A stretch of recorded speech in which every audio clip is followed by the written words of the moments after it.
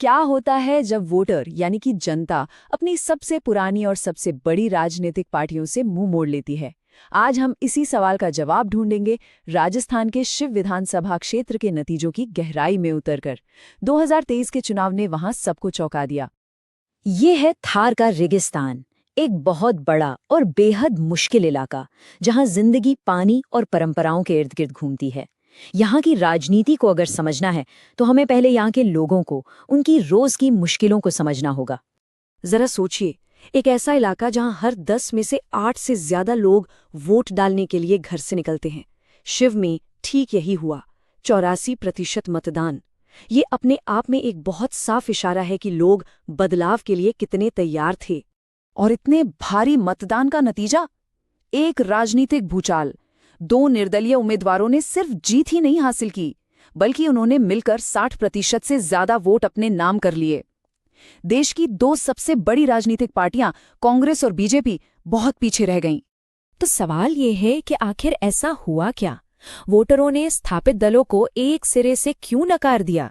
चलिए इस राजनीतिक पहेली को सुलझाने के लिए एक एक करके सबूतों की हर परत को खोलते हैं। अच्छा, अब चुनावी नतीजों के शोर से थोड़ा आगे बढ़ते हैं और शिव के लोगों की असली चिंताओं को सुनने की कोशिश करते हैं। उनकी रोज की जिंदगी में क्या चल रहा है और वो अपने नेताओं से असल में चाहते क्या हैं। वहां के एक ग्रामीण की बात से पूरी तस्वीर साफ हो जाती है। वो कहते हैं, हम हर दिन पानी के लिए जूझते हैं और हमारे नेता सिर्फ जाति की बात करते हैं।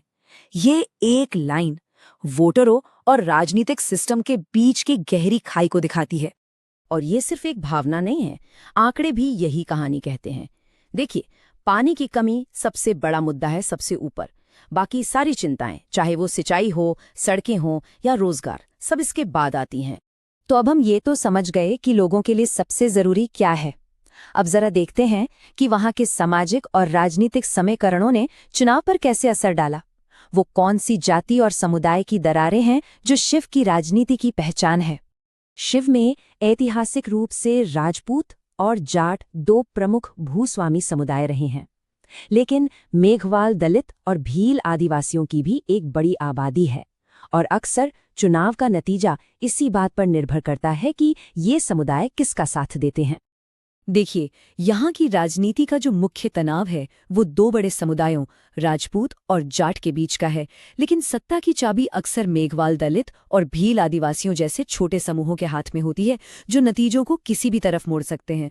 इस मोड़ पर हमारे संविधान के मूल्यों को याद रखना जरूरी है, जो हर व्यक्ति की गरिमा और सम्मान की बात करते हैं। सार्वजनिक संवाद में जिम्मेदारी बहुत अहम है, ताकि हर समुदाय की आवाज सुनी जाए, न कि दरारें और गहरी हों। चलिए अब जरा पीछे मुड़कर देखते हैं कि क्या 2023 का ये नतीजा अचानक हुआ या इतिहास में इसके कुछ संकेत पहले से मौजूद थे। दशकों से शिव ने एक बहुत ही साफ पैटर्न दिखाया है, सरकार के खिलाफ वोट देने का। वोटर लगातार कांग्रेस और बीजेपी के बीच सत्ता बदलते रहे हैं, लेकिन 2023 ने इस चक्र को तोड़ दिया और ये एक नए राजनीतिक दौर का संकेत है। और सिर्फ यही नहीं, जीत का अंतर भी देखिए। 2018 में जो फासला 23,000 से ज्यादा वोटों का था, वो 2023 में घटकर 4,000 से भी कम रह गया। इसका सीधा मतलब है कि जनादेश बहुत बटा हुआ था और राजनीतिक जमीन कितनी अस्थिर हो चुकी है। तो अब तक हमने समस्या को अच्छी तरह से समझ लिया है, उसका विश्लेषण कर लिया है। अब बात करते हैं एक संभावित समाधान की। इन सब जानकारियों से एक बेहतर, एक जवाबदेह शासन का मॉडल कैसे तैयार किया जा सकता है। देखिए, शिव जैसे निर्वाचन क्षेत्र में सफलता के लिए एक चतुर्मुख रणनीति की जरूरत होती है। पहला, चुनावी समीकरणों को माइक्रो ब्लॉक लेवल पर समझना। दूसरा, एक मजबूत जमीनी संगठन। तीसरा, मुद्दों और न्याय पर आधारित एक असरदार कहानी।